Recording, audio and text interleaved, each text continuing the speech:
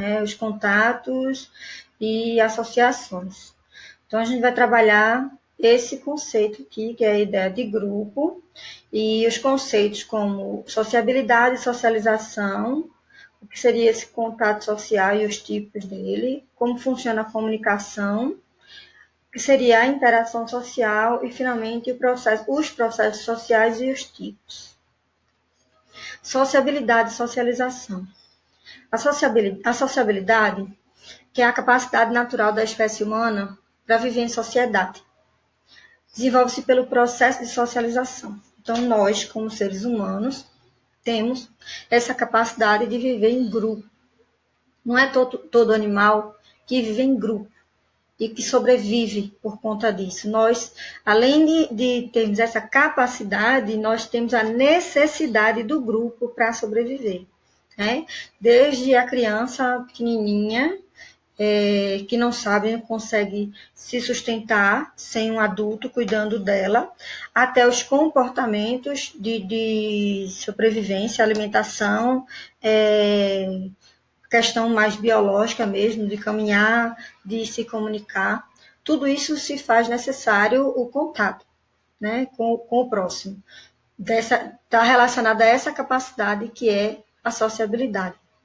Além disso, a socialização, que é um conceito à parte de sociabilidade, socialização é o processo através do qual o indivíduo se integra no grupo em que ele nasceu, adquirindo os seus hábitos e valores característicos. Então, imagine que você quando nasce, você cresce com aquela família, você aprende os costumes e os hábitos daquela família, desde se vestir, se comportar, falar.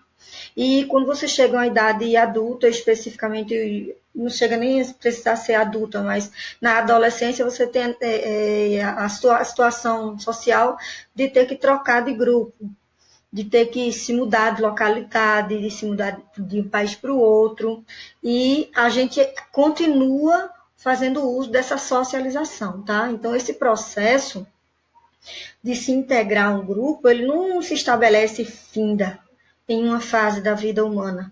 Ele existe sempre, porque a gente está sempre em processo de se adaptar ao grupo que a gente está integrando, né? Seja você numa sala nova, seja numa escola nova, seja num trabalho novo, a gente está sempre se adequando, a gente está sempre nesse processo, né, de se integrar.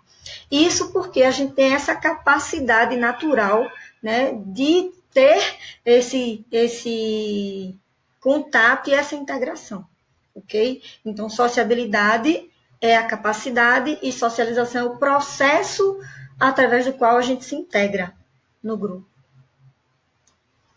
Contato social.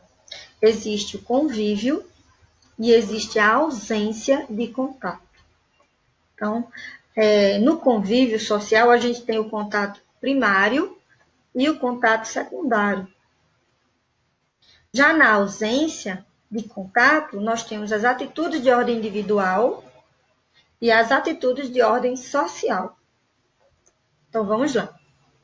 O contato social, ele está na origem da vida em sociedade.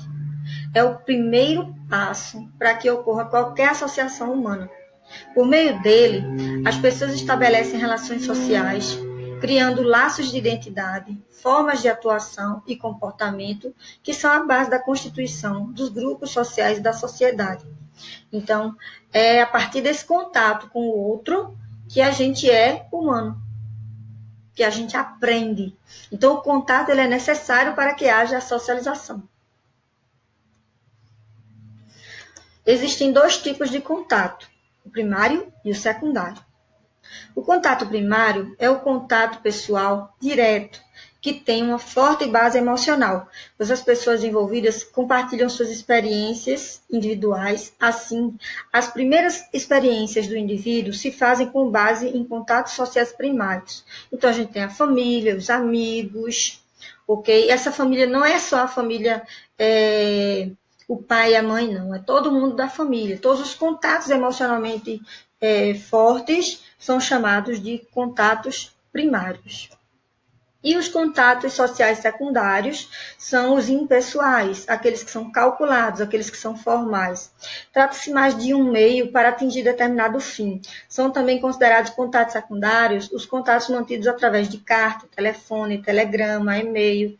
Então, imagine que você se corresponde com uma pessoa que você conheceu via Facebook, via internet, de uma forma geral. Por mais que você se sinta próximo a essa pessoa, o contato é secundário. A não ser que a gente esteja falando da sua família, de um pai que se mudou, de uma irmã que está morando longe, e que você tem esse contato via carta, telefone, telegrama, ou algum outro contato via internet, ok?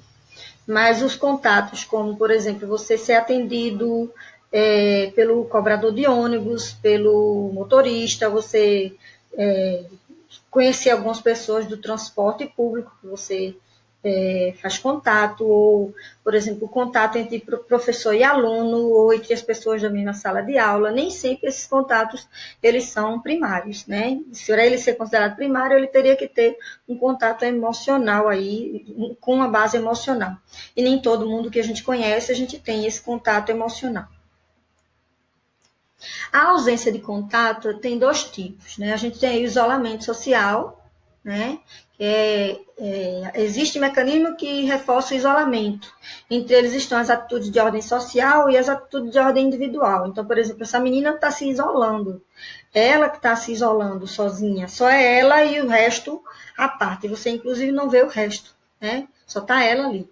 Já essa foto primeira aí, essa foto acima, você percebe uma separação de grupos, né? Se você observar bem, vê que tem pessoas negras e pessoas brancas. Então, ali a gente tem uma atitude de ordem social, né? São os grupos mesmo em si que estão se separando.